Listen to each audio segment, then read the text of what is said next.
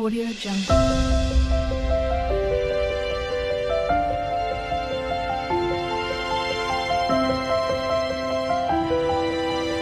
Audio Jungle.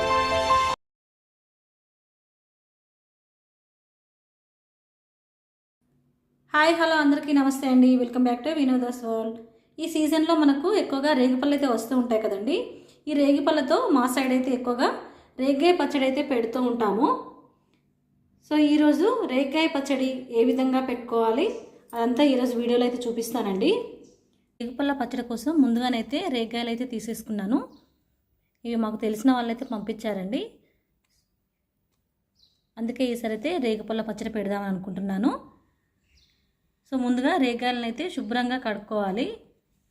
కడిగి తడి ఆరిన తర్వాత ఒక క్లాత్తో అయితే తడి అనేది లేకుండా తుడుచుకోవాలి. అలాగే వీటితో పాటు పండు మిరపకాయలు కూడా తీసుకున్నాను కేజీ. ఇవి కూడా ఈ తొడుమలు అనేటివి తీయక ముందుకి వీటిని కూడా శుభ్రంగా కడిగి ఒక పొడి క్లాత్తో తుడుచుకోవాలి. అలా తుడుచుకున్న తర్వాతనే వీటికి ఉన్న తొడుమలు అనేటివి అన్నీ తీసేసుకోవాలండి. ఈ క్వాంటిటీ వచ్చేసి ఇవి తవ్వెడు అంటే తవ్వాల చొప్పున ఇస్తారండి ఇక్కడ మా సైడ్ రేగాయలు. తవ్వెడు రేగుపళ్ళకు కేజీ మిరపండ్లు అయితే తీసేసుకున్నాను. వీటితో పాటే వెల్లుల్లిపాయలు కూడా పడతాయండి, పావు కేజీ దాకా. ఇప్పుడు వీటన్నింటిని అయితే తొడమలు అయితే తీసేసుకొని ఇలాగే పచ్చిగా ఉన్నప్పుడే వీటిని మీకు రుబ్బురోలు ఉంటే రుబ్బురోల్లో రుబ్బుకోవచ్చు, లేదు అంటే వెట్ గ్రైండర్లో కానీ మిక్సీ జార్లో కానీ మెత్తగా పేస్ట్ లాగా చేసేసుకోవాలి. తొడుమలు తీసుకున్న వీటిని అయితే కచ్చపచ్చగా దంచి అయితే నేను వెట్ గ్రైండర్లో వేస్తాను. ఎందుకంటే ఇలాగే డైరెక్ట్గా వేసామనుకోండి అస్సలకే దాంట్లో పేస్ట్ లాగా కాదు, చాలా టైం పడుతుంది. అందుకే కచ్చపచ్చగా కాస్త రోట్లో దంచేసి నేను వెట్ గ్రైండర్లో వేస్తానండి.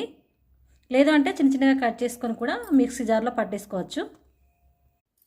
ఇలా కచ్చాపచ్చగా అయితే పట్టుకున్నాను. ఇప్పుడు దీన్ని అయితే వెట్ గ్రైండర్లో అయితే వేస్తున్నా. దీంట్లో వేస్తే ఇంకా మెత్తగా అవుతుంది కదా, అందుకోసమనే ఇట్లా వేస్తున్నా.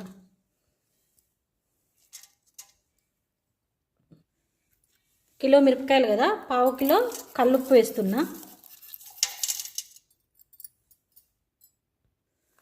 వెల్లిపాయలు కూడా వేస్తున్నా. ఇప్పుడైతే దీన్ని మెత్తగా పైన పేస్ట్ లాగా మిరపకాయలు ఉన్న గింజలన్నీ మెత్తగా అవ్వాలి.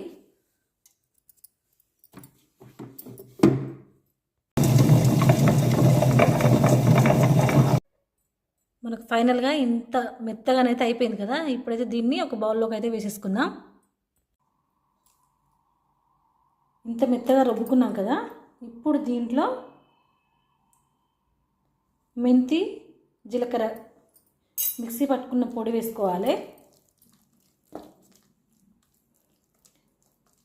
మనకైతే అసలు అయితే కిలోకు పావు కిలో ఉప్పు అయితే సరిపోతుంది. కానీ ఏమన్నా కాస్త చప్పగా అనిపించింది అనుకోండి ఇంకాస్త వేసేసుకోండి. సో ఇప్పుడు దీంట్లో ఈ రేగాయలు ఉన్నాయి కదా, ఇవి దీంట్లో వేసేసుకోవడమే.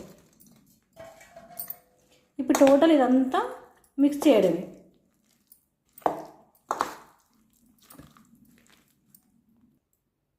ఇప్పుడు మనకు రేగాయ పచ్చడి అయితే మొత్తం టోటల్ మిక్స్ చేసుకున్నాం కదా. ఇప్పుడు దీన్ని కొంచెం కొంచెంగా మీకు కావలసినంతగా పోపు అయితే వేసేసుకుందాం. కానీ ఇలా కలిపిన తర్వాత ఒక 3-4 రోజుల దాకా దాన్ని అయితే ఊరనివ్వాలి. అప్పుడే మనకు రేగాయ పచ్చడి అనేది భలే టేస్టీగా ఉంటుందండి. పోపు కోసం అయితే బాండీ పెట్టి ఆయిల్ అయితే వేసేసుకున్నాను.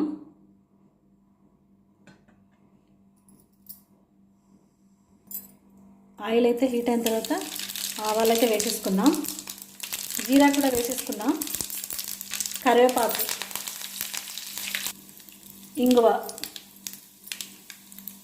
కచ్చా వెల్లిపాయ,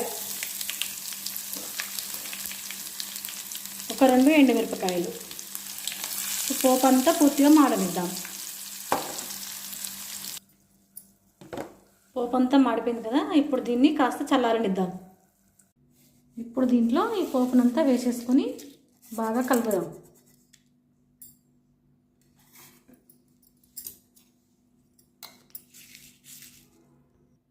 అంతే, గుమగుమలాడే కరకరలాడే మన రేగ్గాయ పచ్చడి అయితే రెడీ.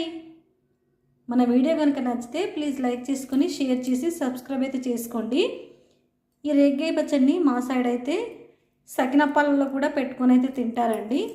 అలాగే వేడి వేడి అన్నంలో వేసుకొని తిన్నామా కూడా చాలా టేస్టీగా ఉంటుంది.